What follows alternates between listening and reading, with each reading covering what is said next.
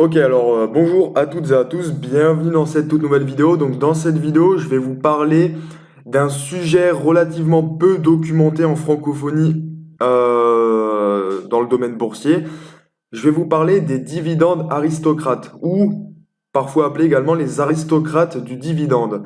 Alors, les dividendes aristocrates, qu'est-ce que c'est? Donc déjà, ce sont des actions. Mais ce sont une classe d'actions très particulière. C'est une classe d'actions qui est née aux États-Unis et qui a été importée en Europe et un petit peu partout dans le monde relativement récemment. Ça, c'est aussi pour ça que c'est assez peu documenté. Donc, une aristocrate du dividende, en fait, c'est quoi? C'est une action. Alors, écoutez bien parce que c'est vraiment très très intéressant pour un investissement long terme. Une dividende aristocrate, c'est une action qui reverse des dividendes croissants en augmentation chaque année depuis minimum 10 ans. Ici, il y a marqué 15 ans, c'est une erreur. Le critère discriminant, c'est 10 ans. Donc ça, il y a trois critères. Il y a un dividende reversé qui est en augmentation et en croissance chaque année depuis au moins 10 ans, premier critère. Second critère, une capitalisation boursière d'au moins 5 milliards d'euros. Et troisième critère, un volume échangé quotidiennement d'au moins 5 millions d'euros. Donc, évidemment, au regard de ces critères, nécessairement, ce sont de grosses capitalisations, puisque c'est minimum 5 milliards d'euros. Donc, ce sont quand même de très grosses structures, de grosses entreprises. Il faut savoir que ce concept des aristocrates du dividende a été importé des États-Unis. Pourquoi? Parce qu'aux États-Unis, le marché boursier est beaucoup plus développé que partout ailleurs dans le monde. C'est-à-dire que le marché boursier aux États-Unis représente 50% de toutes les capitalisations boursières mondiales. Donc c'est assez considérable. Et la culture du dividende aux États-Unis est beaucoup plus ancrée que partout ailleurs dans le monde. D'ailleurs, dans tous les pays anglo-saxons, l'investissement en bourse, comme de toute manière l'état d'esprit d'enrichissement et d'investissement est beaucoup plus exacerbé qu'ailleurs dans le monde. Euh, pour l'anecdote, la première bourse européenne, enfin d'Europe, est la bourse anglaise, et de loin. Et la première bourse mondiale est située aux États-Unis. Donc, aux États-Unis, il faut savoir que le concept de dividende aristocrate, à la base, enfin, c'est toujours le cas, euh, il regroupe trois critères également qui sont les suivants.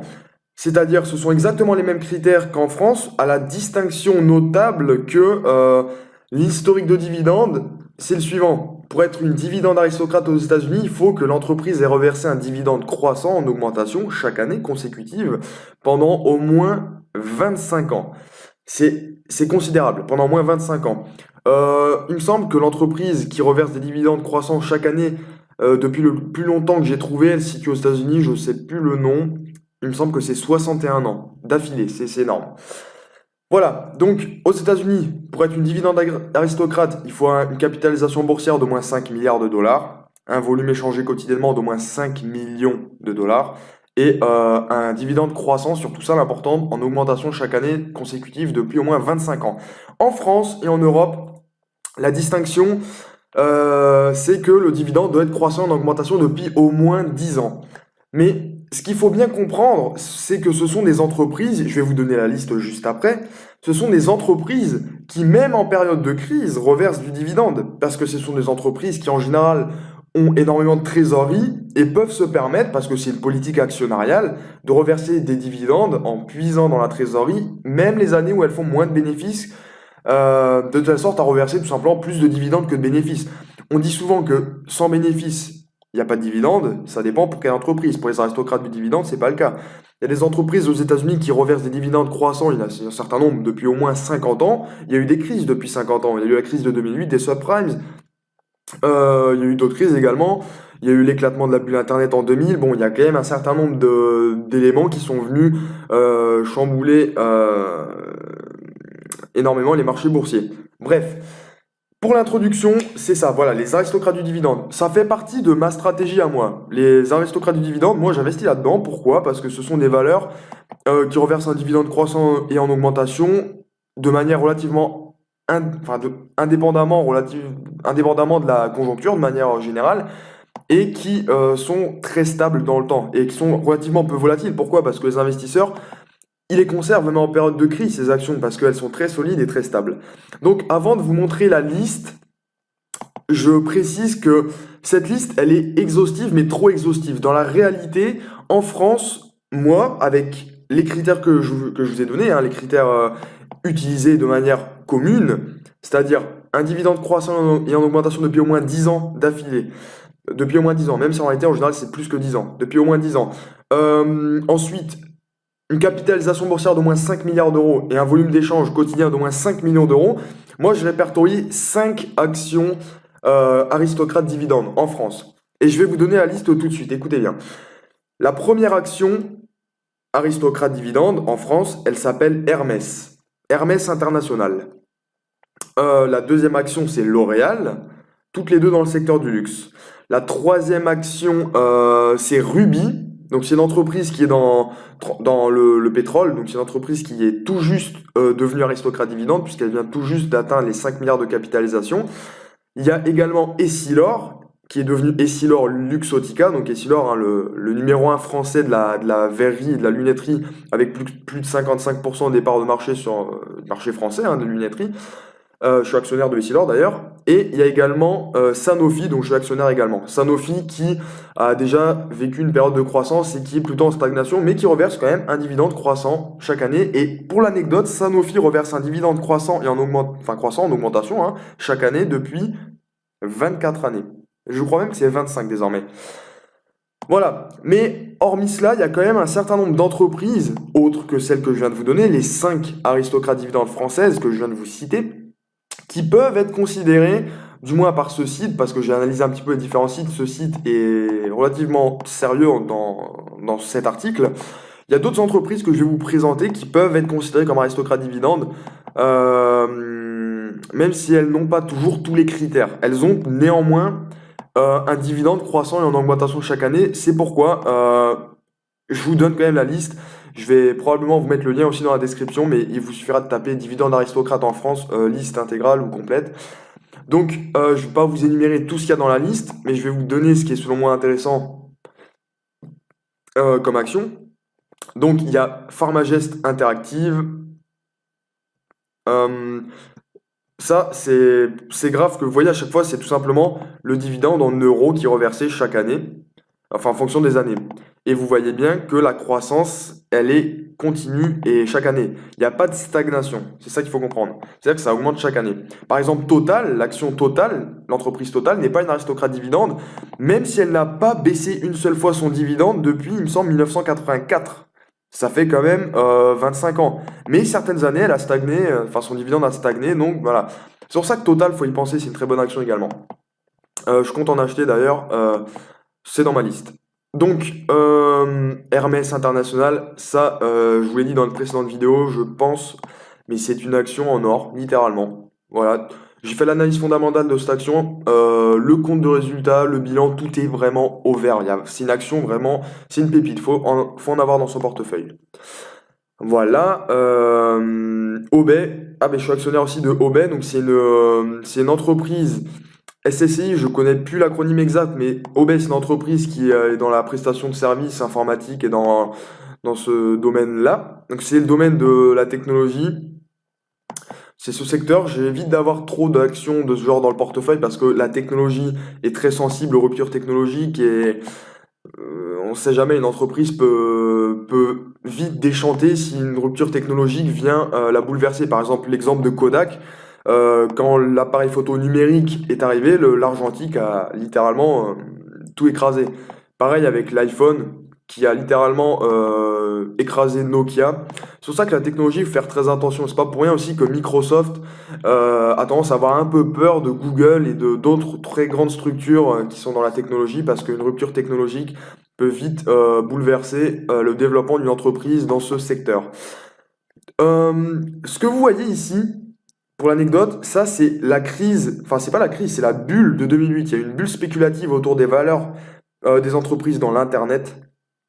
Et, euh, et comme vous voyez, il y a eu une bulle spéculative absolument considérable. Je ferai peut-être des vidéos sur la spéculation également et sur les bulles financières et spéculatives. Mais quand vous voyez en 2008 une explosion du marché boursier, c'est la bulle Internet de 2000. Les marchés boursiers se sont emballés, les gens étaient devenus littéralement complètement dingues avec l'internet, avec les valeurs de la technologie, etc. Comme si l'an 2000 allait révolutionner le monde et qu'il y aurait des voitures volantes, j'en sais rien, bref. Et évidemment, les valeurs étaient arrivées à un tel niveau qu'elles étaient complètement décorrélées de leur valeur réelle, de leur valeur intrinsèque. C'est pour ça que moi j'investis dans la valeur, j'analyse les entreprises en tant que telles pour vérifier que l'action que j'achète vaut réellement, euh, est à sa valeur réelle au regard de la valeur réelle de l'entreprise. Bref. Obey, c'est une action que j'ai également en portefeuille. Et Silor, j'ai également en portefeuille. Idem, très bonne action. Faut savoir que c'est marqué là d'ailleurs. On vit dans un monde où les gens deviennent de plus en plus, vieillissent de plus en plus. Qui dit vieillissement dit à partir de la quarantaine, la cinquantaine, problème de vue quasiment systématique, avec une recrudescence enfin même un essor considérable des problèmes de presbytie, des problèmes de vue, des problèmes oculaires. Donc moi j'ai acheté une action Essilor parce que je sais que c'est le leader numéro un mondial mais également français de la lunetterie et je sais que c'est un secteur qui ne devrait pas reculer à terme. Voilà. Très bonne action selon moi également, même si sa phase de croissance a déjà été enclenchée, ça reste stable. Mais moi, encore une fois, j'investis dans le dividende. Ruby également, j'ai cette action, très bonne action également, qui, euh, qui a un positionnement assez unique et certains avantages compétitifs. Peut-être je ferai une vidéo exclusive sur cette action-là, mais c'est une très bonne action, idem. Dividende croissant en augmentation chaque année. Et vous comprenez bien une chose, si vous achetez votre action pendant une année à un cours donné, vous allez avoir un certain rendement. Par exemple, là, si vous achetez votre action 50 euros, vous avez 1,50 € de dividende. Ça veut dire que vous avez 3% de rendement. Or, si les années suivantes, vous avez plus que 1,50 €, votre rendement sur capital investi, il augmente de manière exponentielle. Vous comprenez? Si vous mettez 1,50 €, enfin si vous mettez 50 euros, vous obtenez 1,50 € la première année, rendement de 3%. Mais si la deuxième année, vous obtenez 1,69 €, on s'en fout que l'action elle soit passée à 50, 60 euros. Vous l'aurez payé 50. Et donc, le jour où vous obtenez par exemple 2,25 € pour un investissement de 50 euros, ça vous fait un rendement de 4,5%. Évidemment, les rendements cumulés tendent à augmenter de manière exponentielle. C'est pour ça que investir dans les dividendes, ça vous permet d'amortir votre capital très rapidement. Si vous avez un rendement de 3% la première année, c'est pas pour autant que vous allez mettre 30 ans, 33 ans pour amortir votre capital, puisque le rendement il augmente chaque année. Vous allez peut-être mettre 12, 13, 15 ans, même moins parce que c'est exponentiel. Et ensuite, et en plus de ça, vous bénéficierez de l'augmentation sur le long terme de la valeur de l'action. Steph, je sais pas si c'est une très bonne action à dividende. Moi, j'ai pas investi dessus. Transport de marchandises, ouais, c'est vrai, exact. Après, évidemment, si vous voulez investir dans les actions, il faut faire l'analyse fondamentale, si c'est votre stratégie, et bien comprendre si à terme, en toute logique, cette entreprise sera là dans la durée. Vinci, je suis actionnaire de Vinci également. Pour moi, c'est une bonne action. Pourquoi? Voilà, vous voyez là, il y a 1,77 € de dividende de 2012 à 2015. C'est pour ça que c'est pas une action à dividende. C'est comme Total. Le dividende, il n'est pas croissant, il stagne. Donc du coup, là, 1, 2, 3, 4, 5, 6, 7, 8, 9, 10, il faudra attendre 2025 pour que ce soit une action aristocrate dividende. Mais vous voyez, en réalité, on peut considérer quasiment que c'est une aristocrate dividende, Vinci. Si on lisse la performance du rendement, on est probablement à un meilleur niveau que par exemple Steph ou à un niveau équivalent. Donc c'est pour ça qu'il faut parfois faire attention. Il faut pas regarder juste selon les critères exacts parce que là, c'est pas une aristocrate dividende. Pourquoi? Parce qu'elle n'a pas augmenté d'un centime son dividende, donc elle a stagné, donc elle n'a pas augmenté chaque année. Mais en réalité, l'augmentation est quand même très très belle. Et moi, j'investis aussi dans les entreprises. J'aime bien dire que c'est la méthode retour vers le futur, entre guillemets. Faut réfléchir à ce qui peut se développer demain, ce qui peut être là, ce qui peut y avoir demain dans le monde qui nous entourera. Et également, ce qui risque pas d'être chamboulé parce qu'il y a des barrières à l'entrée, parce que la concurrence ne peut pas venir concurrencer directement. Vinci, ça vous embête tous de payer au péage à l'autoroute, c'est très cher. Mais les gens ont besoin des autoroutes, beaucoup de personnes qui font du business, qui ont besoin de se déplacer, qui n'ont pas le temps prennent l'autoroute. Il y a de plus en plus de gens en France, la démographie est élevée, donc il y aura de plus en plus de gens, de plus en plus d'automobilistes, donc de plus en plus de gens qui prendront l'autoroute. En même temps, l'autoroute, c'est cher, mais c'est comme ça, on peut rien y faire. Et c'est très difficile d'avoir de la concurrence.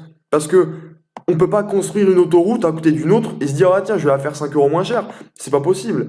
Donc, c'est pour ça que faut réfléchir à qu'est-ce qui pourrait potentiellement vous rapporter de l'argent de manière quasiment certaine, de manière pérenne. Pour moi, Vinci, euh, moi, je vous avoue franchement, ça m'embête, hein, ça me saoule vraiment, je suis vraiment, enfin, ça m'énerve de payer 20 euros ou 30 euros pour faire 2 heures sur autoroute. Mais quand j'ai pas le choix et que j'ai pas le temps, mais je prends autoroute et puis c'est tout. Et faut bien comprendre une chose, c'est que si vous mettez de l'autre côté de la balance, de la barrière, on va dire, de la barrière d'autoroute, ben, du coup, autant être actionnaire et profiter aussi de ces rentrées financières. Donc voilà, je suis actionnaire de Vinci et je pense que sur le long terme, c'est une action très pérenne. Groupe Seb, au vu du graphique, ça peut être intéressant également. Faut pas oublier que tout ce qui est en rouge, c'est du prévisionnel, donc faut s'arrêter au bleu, même si la tendance est faite selon des critères objectifs. Pareil, ça, j'en ai pas acheté du Pernod Ricard, mais je peux vous garantir que j'en achèterai. On peut pas tout acheter, il faut pas non plus trop diversifier selon moi, je ferai une vidéo là-dessus d'ailleurs. Mais Pernod Ricard, pour moi, c'est une action très pérenne au long terme. Je sais que c'est triste à dire, mais c'est comme ça. Mais l'alcool, ça a toujours marché. Ça a marché il y a 1, 2, 3, 4, 5 siècles, voire plus. Ça marchera encore dans 200 ans, il n'y a pas de problème. Ça marche très bien aujourd'hui, ça marchait bien hier, ça marchera demain. L'alcool, je pense que c'est comme les cigarettes, hein, mais l'alcool, c'est quelque chose qui se vendra toujours. Peu importe l'évolution du monde, ça existera toujours. Il faut bien y comprendre. Donc quand on a un leader mondial de la production et de la vente d'alcool et de spiritueux, qui est coté en bourse, et qui en plus de ça reverse des dividendes, sauf ces 2 années-là, c'est pour ça que c'est pas un aristocrate dividende, mais qu'on peut considérer croissant et en augmentation chaque année depuis très longtemps, euh, moi je pense que ça vaut vraiment le coup d'investir. Et je ferai peut-être une vidéo sur cette action, mais les comptes financiers de l'entreprise sont ouverts, hein, clairement. Pareil, c'est une entreprise très intéressante, je suis désolé, mais ça existera toujours, hein, dans 10 ans, il y aura encore de l'alcool. D'ailleurs, je vous mettrai le lien de ce site parce que en bas, vous voyez le rendement, pardon, ouais, la performance depuis les années 2000 des actions, leur rendement annualisé euh, et leur rendement actuel. Petite précision rapidement, en dessous de chaque action que je vous montre, là, il y a un rendement annualisé. Ouais, voilà, tout partout. Faut comprendre une chose, c'est que en fait la performance d'une action, elle se fait par sa valorisation, c'est-à-dire que l'action, elle monte, mais également par son rendement. Donc d'une part, vous jouez sur les deux tableaux parce que vous touchez des dividendes, donc vous avez un rendement, mais également votre action, elle se valorise de manière très générale au long terme. Donc moralité, vous avez une performance qui est équivalente à votre rendement plus à votre rendement, enfin à la performance de votre action. C'est-à-dire que si votre action elle passe de 100 à 110 euros sur une année, elle aura fait une performance de 10%. Si vous avez 3% de rendement en plus, votre performance annualisée sera de 13%. Voilà. C'était pour la petite anecdote. Ensuite, Thermador Group, je connais pas trop et je pense pas que j'investirai dans cette société à vue d'œil, mais c'est très subjectif. Et après, il faudrait que je regarde. Dassault Systèmes, très bonne action également. Vous connaissez tous probablement le logiciel CATIA, le logiciel de conception assistée par ordinateur. Faut savoir que c'est le numéro un, vraiment le logiciel le plus utilisé partout au monde pour le développement de... en fait, pour toutes les personnes qui travaillent dans l'industrie, qui font du bureau d'études, qui sont dans l'ingénierie, qui conceptualisent des prototypes techniques. Eh bien, Katia, déjà, c'est une entreprise, j'ai bien analysé, qui ne subit pas la crise. En période de crise, en 2008, l'action n'a pas chuté, clairement, elle a au pire stagné, et elle a un historique de dividendes qui est plutôt rassurant. Il y a deux types d'actions Dassault, d'ailleurs, il y a Dassault Systèmes et Dassault Aviation. Dassault Aviation, l'action, elle est à 1400 euros actuellement, Dassault Systèmes, elle est beaucoup plus accessible. Mais encore une fois, on s'en fout du prix de l'action. Hermès, c'est à 500 euros. Eh ben, j'en achèterai quand même. Moi, je m'en fous que l'action, on s'en fout de savoir si l'action elle coûte 10, 5 ou 500 euros. Ce qui compte, c'est la valeur réelle de l'entreprise, l'analyse fondamentale, les bilans, les comptes de résultats, la solidité financière de l'entreprise et ses performances. Et moi, mon critère, c'est aussi les dividendes. Ensuite, LVMH, très bonne action. J'en ai pas non plus en portefeuille. On peut pas tout acheter, il faut faire des choix. Mais je sais qu'à terme, j'en achèterai également parce que c'est une action idem comme Hermès et comme L'Oréal aussi d'ailleurs, qui se développe dans le secteur du luxe. Et le secteur du luxe profite énormément de l'essor du marché asiatique et notamment de la Chine et des pays d'Asie de l'Est, qui sont de plus en plus clientes de ce genre de produits finalement. Faut pas oublier que la Chine, c'est plus d'1 milliard de personnes et la croissance dans ces pays est beaucoup plus importante qu'en France ou en Europe, hein. C'est une croissance qui peut parfois atteindre les 2 chiffres certaines années, et alors que nous en France, on a une croissance, ben, un chiffre, et un tout petit chiffre, hein, vraiment. Air Liquide, pareil, c'est pas une action qui reverse enfin, il n'y a pas un rendement hyper intéressant. Ah, quoique je dis une bêtise. Ah non, je confonds avec. Ok, non. 2,43%. Certes, Air Liquide, malheureusement, ça s'affiche pas. Mais Air Liquide, pareil, c'est une très très bonne action qui est très stable. Air Liquide, c'est une entreprise qui financièrement est très très solide. J'ai analysé tous les comptes, enfin tous les comptes, j'ai analysé les bilans et comptes des dernières années, des comptes de rapports financiers. C'est une entreprise très solide, très pérenne et faut savoir que de manière générale, je vais vous donner un petit secret entre guillemets, je vous mets dans la confidence, mais les entreprises qui opèrent dans le secteur de l'énergie, de l'alimentaire, du luxe et d'une certaine manière aussi dans l'immobilier, mais j'y mettrai quelques réserves, sont des entreprises pérennes. Pourquoi? Parce que pour des raisons tout à fait évidentes, il y a de plus en plus de personnes hein, sur Terre, il y a de plus en j'ai pas Internet, tout ça, bon, de plus en plus de personnes sur Terre, de plus en plus de besoins de logement, de besoins de nutrition, euh, et, euh, et tout simplement, ben, en conséquence, les entreprises qui opèrent dans ce secteur ont de très grandes chances de se développer à terme. Air Liquide, c'est une très bonne action également. Ensuite, L'Oréal, ça fait partie des aristocrates dividendes. Elle a un historique de dividendes digne d'être encadré sur un, sur un mur dans un hall de conférence. Bref, j'en sais rien, je suis fatigué. Mais très bonne action, très très bonne action. Ah, ben voilà, connu pour bien résister aux crises, tout comme Air Liquide. Air Liquide, j'ai dit que ça résistait très bien aux crises. Ben, L'Oréal, c'est exactement la même chose. Et vous voyez bien qu'en 2008, 2009, enfin, la crise des subprimes qui a commencé, enfin qui a éclaté fin 2008 et qui a eu des conséquences ben, jusqu'à très longtemps, voire encore actuellement, on voit bien que ces actions, elles craignent pas la crise. En 2008, elles n'ont pas baissé leurs dividendes, elles ont même augmenté et leur cours boursier a augmenté. Michelin, c'est une bonne entreprise également.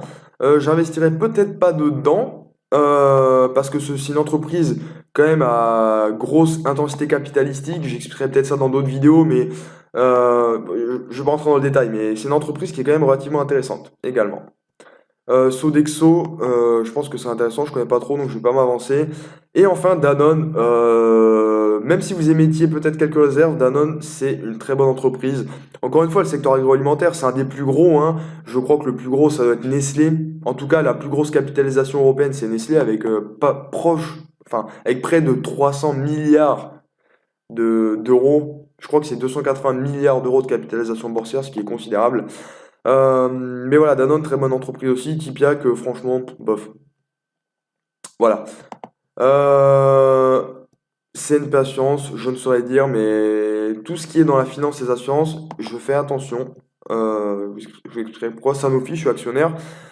Sanofi, c'est une entreprise qui est une aristocrate dividende, hein, qui envoie des dividendes croissants en augmentation chaque année depuis au moins 10 ans. Même si il aurait fallu investir vraiment dessus à partir des années 2000 parce qu'elle a suivi, en plus de reverser beaucoup de dividendes, elle a suivi une forte période de croissance qui a stagné un petit peu maintenant. Peut-être également en raison d'une politique actionnariale de reversement important de dividendes. Je saurais trop dire. Ipsos, je ne saurais dire. Je connais un peu moins. Et je crois qu'il y a Publicis, je suis actionnaire de Publicis également. C'est une entreprise qui opère dans le domaine de la communication. Et on sait tous que les entreprises, à terme, enfin les entreprises tendent à se développer de plus en plus en ligne sur la toile et à accentuer leur présence sur Internet.